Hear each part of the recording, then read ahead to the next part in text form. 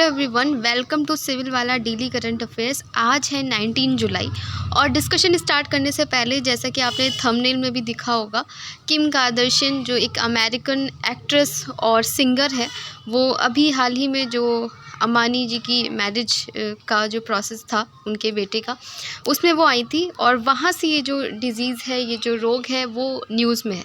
तो वो actress singer हमारे लिए इम्पॉर्टेंट नहीं है, बट हाँ जो डिज़ीज़ है वो ज़रूर हमारे एग्ज़ाम के लिए इम्पॉर्टेंट है।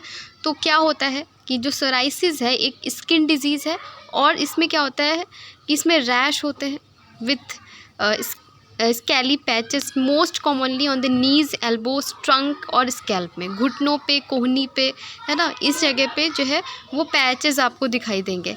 इट कैन बी पेनफुल, ठीक है, और बहुत ज़्यादा पेनफुल भी है और लॉन्ग टर्म के लिए रहता है और इसका कोई भी इलाज भी नहीं है। अगर हम इसके सिम्टम्स की बात करें कि सोराइसिस के कौन कौन से सिम्टम्स हैं, तो उसमें ये देखा जाएगा कि पैची रैश होते हैं बहुत बड़े बड़े से, ठीक है। तो ये आप याद रखिएगा कि क्या सिम्टम्स होते हैं, क्या ये सोराइसिस डिजीज़ है। अगर एग्ज़ाम से में आपसे पूछ लिया जाता है तो वो आपको पता होना चाहिए। और वैसे भी यूपीएससी का जो पेपर होता है हमारा, यूपीसीएस का होता है, उसमें आपका जो GS3 वाला जो पोर्शन होता है जहाँ पे डिजीज़ और हेल्थ से रिलेटेड चीज़ें पूछी जाती हैं, वहाँ पे ये पूछा जा सकता है। तो आप ये देख सकते हैं यहाँ पे कि किस तरीके का होता है, ये पैचेस टाइप के होते हैं, ठीक है। और ये किम कार्दाशियन है। अब शुरू करते हैं आज का डिस्कशन। जैसे कि आज की डेट है 19 जुलाई और सबसे पहले जो कल क्वेश्चन पूछा था उसका आंसर देख लेते हैं। हाल ही में भारत ने 4 सामुदायिक विकास परियोजनाओं को लागू करने के लिए किस देश के साथ एक समझौते पर हस्ताक्षर किए हैं, और उसका जो सही आंसर था वो हमारा था मार्शल द्वीप। आज का पहला क्वेश्चन है, हाल ही में पॉल कागमे चौथी बार किस देश के राष्ट्रपति चुने गए हैं।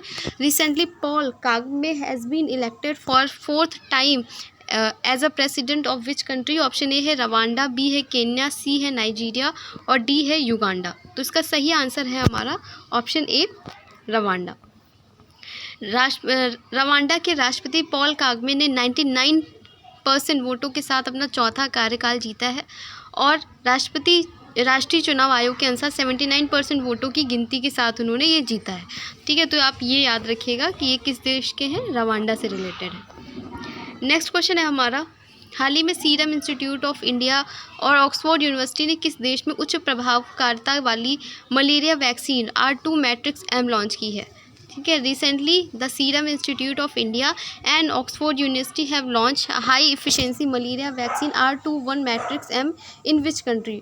ऑप्शन ए है माली, बी है आइवरी कोस्ट, सी है घाना और डी है नाइजीरिया। जो इसका सही आंसर है हमारा वो है बी, ऑप्शन बी है आइवरी कोस्ट। तो आइवरी कोस्ट पहला देश है जिसने सीरम इंस्टीट्यूट ऑफ इंडिया और ऑक्सफोर्ड यूनिवर्सिटी द्वारा विकसित R2-1 मलेरिया वैक्सीन का इस्तेमाल किया है, ठीक है। तो ये आप याद रखिएगा किससे रिलेटेड है, हमारा ये आइवरी कोस्ट से रिलेटेड है। नेक्स्ट क्वेश्चन है हमारा, हाल ही में शिलोंग में लॉन्च किए गए NERACE वेब पोर्टल का प्राथमिक उद्देश्य क्या है। What is the primary purpose of NERACE web portal recently launched in Shillong? Option A है to promote tourism in the northeast, B है to connect the farming community and buyers in the northeast region, C है हमारा छात्रों के लिए शैक्षिक संसाधन उपलब्ध कराना to provide educational resources for student, और डी है to support local art and crafts. तो इसका सही आंसर है हमारा option B, to connect the farming community and buyers in the north eastern region. तो केंद्रीय मंत्री ज्योतिरादित्य सिंधिया ने पूर्वोत्तर के किसानों और खरीदारों को लाभ पहुंचाने के लिए शिलोंग में north east region agri commodity e connect web portal app को लॉन्च किया है। इसमें क्या होगा, मसालों, फलों और सब्जियों जैसे उत्पादों का समर्थन करता है, जिससे किसानों को बड़े बाजार भी मिलेंगे और उचित मूल्य भी मिलेगा। इसी समस्या से बहुत सारे जो फार्मर्स हैं वो परेशान भी रहते हैं कि उनके जो भी प्रोडक्ट्स होते हैं, जो भी एग्रीकल्चर की चीज़ें होती हैं, उसका जो है उनको सही दाम नहीं मिलता है। तो उसके लिए ये है ये। नेक्स्ट क्वेश्चन है हमारा, हाल ही में विदेश मंत्री एस जयशंकर ने किस देश में मित्रता के प्रतीक के रूप में मैत्री उद्यान का उद्घाटन किया। Recently the external affairs mister S Jaishankar inaugurated Maitri Udyan as a symbol of friendship in which country. Option A है वियतनाम, बी है ऑस्ट्रेलिया, सी है मॉरिशस और डी है सिंगापुर। और इसका सही आंसर है हमारा ऑप्शन सी, मॉरिशस। तो विदेश मंत्री डॉक्टर एस जयशंकर ने 16 जुलाई 2024 को पोर्ट लुइस में भारत मॉरिशस मैत्री उद्यान का उद्घाटन किया है। तो इस तरीके के जो क्वेश्चंस होते हैं वो इम्पॉर्टेंट होते हैं। कहीं पे इस तरीके का इनॉग्रेशन हुआ होता है तो वो आपसे पूछा जाता है एग्ज़ाम में। जो उनकी पुनः नियुक्ति के बाद पहली द्विपक्षीय यात्रा थी, उन्होंने मॉरिशस के जो विदेश मंत्री हैं मनीष गौबिन के साथ एक पेड़ लगाया। तो ये मैत्री उद्यान कहाँ पे खुला है? ये हमारा मॉरिशस में खुला है। नेक्स्ट क्वेश्चन है हमारा, हाल ही में एशिया की पहली स्वास्थ्य अनुसंधान संबंधी प्री क्लिनिकल नेटवर्क सुविधा का उद्घाटन कहाँ किया गया है? Recently where was the Asia's first health research related preclinical network facility inaugurated? Option A है वाराणसी उत्तर प्रदेश, बी है फरीदाबाद हरियाणा, सी है जयपुर राजस्थान और डी है इंदौर मध्य प्रदेश। तो इसका सही आंसर है हमारा ऑप्शन बी फरीदाबाद हरियाणा, क्योंकि ये फर्स्ट टाइम है तो इसलिए क्वेश्चन भी इंपॉर्टेंट है हमारे लिए। महामारी तैयारी नवाचार गठबंधन CEPI the coalition of epidemic preparedness innovations, ये है फुल फॉर्म इसका। 16 जुलाई 2024 को केंद्रीय मंत्री डॉक्टर जितेंद्र सिंह द्वारा हरियाणा के फरीदाबाद में ये पहली एशियाई प्री क्लिनिकल नेटवर्क सुविधा का उद्घाटन किया है। फर्स्ट टाइम है इसलिए ये हमारे एग्जाम के लिए ज़्यादा इंपॉर्टेंट है। नेक्स्ट क्वेश्चन हमारा, किस राज्य सरकार का ई स्वास्थ्य धाम पोर्टल अब केंद्र के आयुष्मान भारत डिजिटल मिशन के साथ एकीकृत हो गया है, जिसे 4 धाम तीर्थयात्रियों को अपने राष्ट्रीय डिजिटल स्वास्थ्य खाते बनाने की सुविधा मिलेगी? Which state government e Swasthya Dham portal is now integrated with the centre's Ayushman Bharat digital mission allowing 4 Dham pilgrims seamlessly create their national digital health accounts? Option A है उत्तर प्रदेश, बी है मध्य प्रदेश, सी है उड़ीसा और डी है उत्तराखंड। तो इसका सही आंसर है हमारा ऑप्शन डी उत्तराखंड। तो उत्तराखंड का ये जो पोर्टल है ई स्वास्थ्य धाम आयुष्मान भारत डिजिटल के साथ में एकीकृत हो गया है और इसमें यमुनोत्री गंगोत्री केदारनाथ बद्रीनाथ की यात्रा करने वाले जो तीर्थयात्रियों की सुगम यात्रा के लिए है। अगर हम उत्तराखंड के बारे में देखें तो इसकी कैपिटल जो है वो हमारी शीतकालीन है देहरादून और ग्रीष्म में मतलब समर्स में गैरसन हो जाती है। मुख्यमंत्री हैं वहाँ के सीएम हैं पुष्कर सिंह धामी और जो राज्यपाल हैं गवर्नर हैं वहाँ के वो हैं गुरमीत सिंह। ठीक है, तो ये याद रखिएगा। अभी रिसेंट में जो है हमारा उत्तराखंड का एग्जाम भी हुआ था। नेक्स्ट क्वेश्चन हमारा, राष्ट्रपति द्रौपदी मुर्मू ने न्यायमूर्ति N कोटेश्वर सिंह और न्यायमूर्ति R महादेवन को सुप्रीम कोर्ट का न्यायाधीश नियुक्त किया है। इन दोनों नियुक्तियों के साथ ही सुप्रीम कोर्ट में न्यायाधीशों की स्वीकृत संख्या बढ़कर कितनी हो जाएगी? ऑप्शन ए है 32, बी है 33, सी है 34 और डी है 31। तो इसकी सही आंसर है हमारा ऑप्शन सी 34। तो इस अब क्या कितनी संख्या हो जाएगी? 34। दो कौन कौन से लोग जुड़े हैं? N कोटेश्वर सिंह और R महादेवन को सुप्रीम कोर्ट का न्यायाधीश नियुक्त किया है। किसने किया है? द्रौपदी मुर्मू जो हमारी प्रेसिडेंट है। ठीक है, तो अब जो है जिससे शीर्ष न्यायालय में न्यायाधीशों की जो स्वीकृत संख्या है वो कितनी हो गई है? 34। दोनों न्यायाधीश अनिरुद्ध बोस और न्यायमूर्ति S बोपन्ना का स्थान लेंगे। ठीक है, तो ये आपको नहीं इंपॉर्टेंट है, पर ये जो नए लोग हैं कोटेश्वर सिंह और R महादेवन, इनका नाम ज़रूरी है और संख्या कितनी हो जाएगी? 34 हो जाएगी। नेक्स्ट क्वेश्चन है हमारा, नलथम्बी कलैसेल्वी को निम्नलिखित में से किस संगठन की में दूसरी बार महानिदेशक नियुक्त किया गया है? ऑप्शन ए है department of scientific and industrial research, B है Indian council of medical research, C है steel authority of India limited और डी है council of scientific and industrial research. तो इसका सही आंसर है हमारा option D council of scientific and industrial research. ठीक है, तो ये हमारा क्योंकि एक महिला की दोबारा जो है नियुक्ति हुई है तो ये और इम्पॉर्टेंट हो जाता है क्वेश्चन हमारे लिए। CSIR DG जो है N कलैसेल्वी को 2 साल का सेवा विस्तार मिला है और वैज्ञानिक तथा औद्योगिक अनुसंधान परिषद की पहली महिला महानिदेशक होंगी। नल्लाथम्बी कलैसेल्वी को 2 वर्ष का सेवा विस्तार दिया गया है। तो ये हमारा क्वेश्चन इंपॉर्टेंट है। इस तरीके के जो होते हैं जहाँ पे महिलाएं शामिल होती हैं वो ज़्यादा हमारे एग्जाम के लिए इंपॉर्टेंट होते हैं। नेक्स्ट क्वेश्चन अगर हम देखें, नेक्स्ट क्वेश्चन हमारा, वोल्बाकिया विधि की चर्चा कभी कभी निम्नलिखित में से किस संदर्भ में की जाती है? The Wolbachia method is sometimes talk about with reference to which of one of the following? Option A है हमारा controlling the viral disease spread by mosquitoes, B है converting crop residues into packing materials, C है हमारा producing biodegradable plastic और D है हमारा producing biochar from thermochemical conversion of biomass. इसका सही आंसर है हमारा option A controlling the viral disease spread by mosquitoes, उसी से रिलेटेड है वोल्बाकिया विधि। तो ये इस तरीके के जो क्वेश्चन होते हैं यूपीएससी में तो काफ़ी पूछे जाते हैं एकदम डिफरेंट, जैसे कि वो एक मियावाकी जो पद्धति है वो भी जो है पूछी जाती है काफ़ी, है ना। आई थिंक रिसेंट एग्जाम्स में भी पूछी गई यूपीएससी में। उसी तरीके से कोई विधि है, कोई इस तरीके जो रहता है मेथड है वो पूछा जाता है। तो ये किससे रिलेटेड है? मॉस्किटोज से रिलेटेड है। एक नए अध्ययन से पता चला है कि वोल्बाकिया बैक्टीरिया ने एनकासोरिया फार्मोसा ततैया के विकास में हेरफेर करके नर ततैया को पूरी तरीके से खत्म कर दिया है और कीट कोशिकाओं में पाए जाने वाले तथा केवल मादाओं द्वारा संचारित होने वाले ये जीवाणु अपने पोषकों को प्रभावित करके अधिक मादा संतानें पैदा करते हैं। ठीक है, तो ये आप याद रखिएगा किससे रिलेटेड है, हमारा मॉस्किटो से रिलेटेड है। नेक्स्ट क्वेश्चन है हमारा, रॉबर्टा मेत्सोला को दूसरी बार यूरोपीय संसद का अध्यक्ष चुना गया है, वह किस देश से हैं? रॉबर्टा Metsola has been elected president the European Parliament for a second term. She is from which country? Option A है रशिया, बी है माल्टा, सी है सोमालिया और डी है यूके। इसका सही आंसर है हमारा ऑप्शन बी माल्टा। तो फिर फीमेल प्रेस जो है अपॉइंटमेंट है, तो ये हमारे एग्जाम के लिए इंपॉर्टेंट क्वेश्चन है। तो माल्टा के मेत्सोला दूसरे कार्यकाल के लिए यूरोपीय संसद के अध्यक्ष होंगे। रॉबर्टा मेत्सोला को यूरोपीय संसद के अध्यक्ष के नए कार्यकाल के लिए व्यापक समर्थन मिला है। ठीक है, तो ये याद रखिएगा। और ये 20 वर्षों में पहली महिला बनेंगी। जर्मनी में मार्टिन शुल्ज के बाद केवल दूसरी राष्ट्रपति हैं जिन्होंने 1979 में यूरोपीय संघ की संसद के प्रत्यक्ष रूप से निर्वाचित संस्था बनने के बाद से एक और कार्यकाल जीता है। तो ये इंपॉर्टेंट क्वेश्चन है, काफ़ी याद रखिएगा।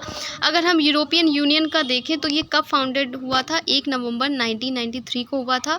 इसके फाउंडर्स देश कौन से? संस्थापक देश जो हैं वो हमारे Germany, France, Italy, Netherlands, Belgium, Luxembourg हैं। हेडक्वार्टर्स इसका है ब्रुसेल्स बेल्जियम में है। मेंबर्स कंट्री है 27 और इसका जो यूरोपीय परिषद के अध्यक्ष जो हैं वो हैं एंटोनियो कोस्टा।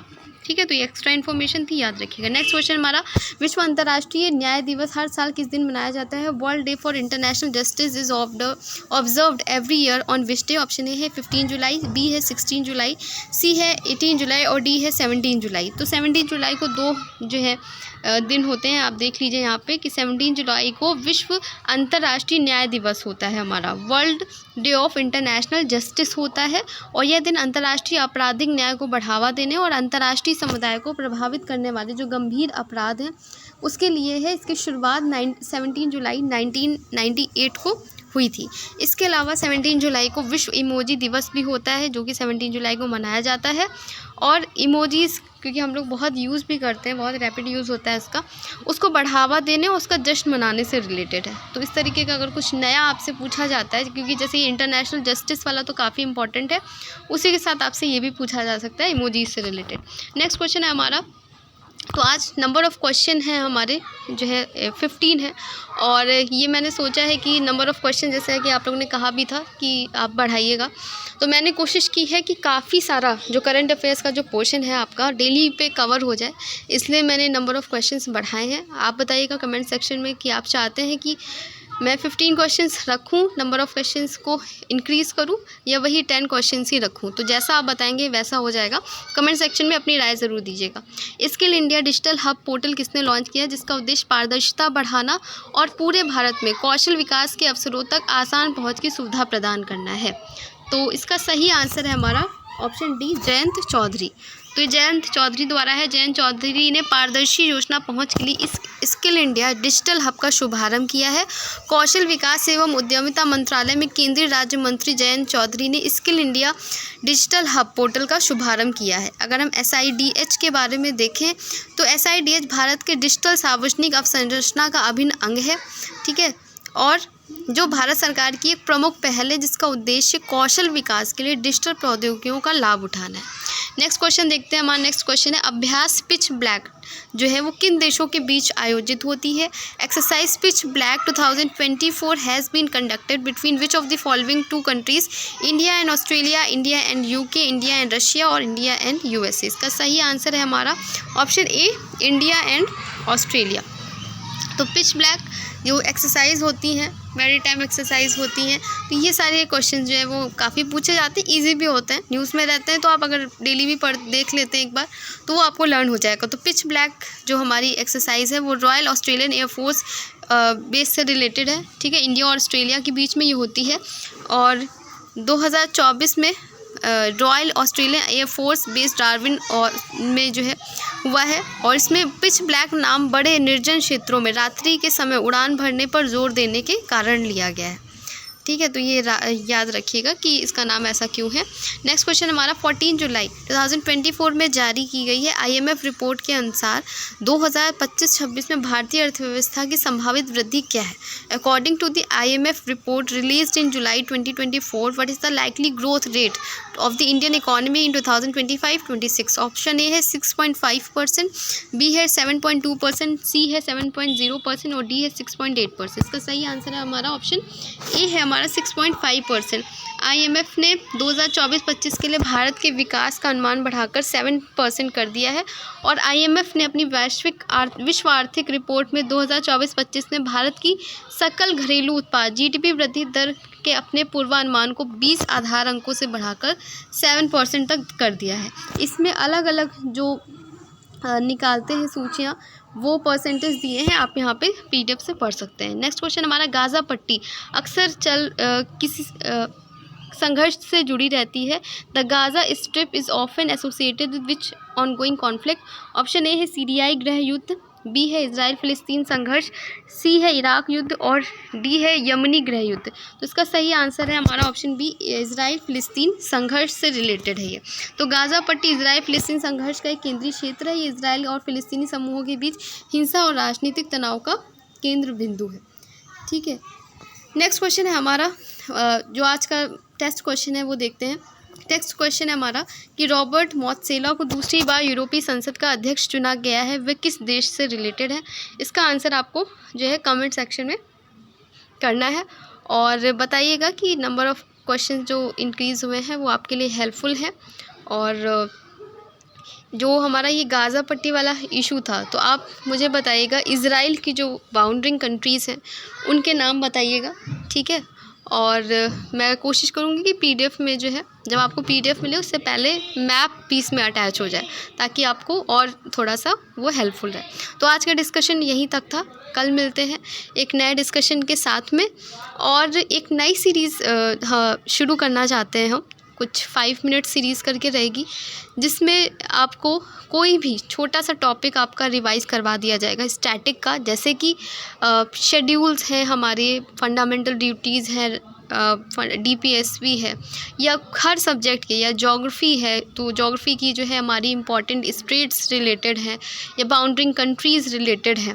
ठीक है, तो इस तरीके की चीज़ें हर एक सब्जेक्ट की हम कोशिश करेंगे और मैं ही पढ़ाऊँगी उसको। तो आप बताइएगा आप चाहते हैं इस इनिशिएटिव को कि शुरू हो या जैसा भी सजेशन हो आप कमेंट सेक्शन में लिख सकते हैं। मिलते हैं कल एक नया डिस्कशन के साथ, तब तक अपना ख्याल रखिए और पढ़ाई करते रहिए। धन्यवाद।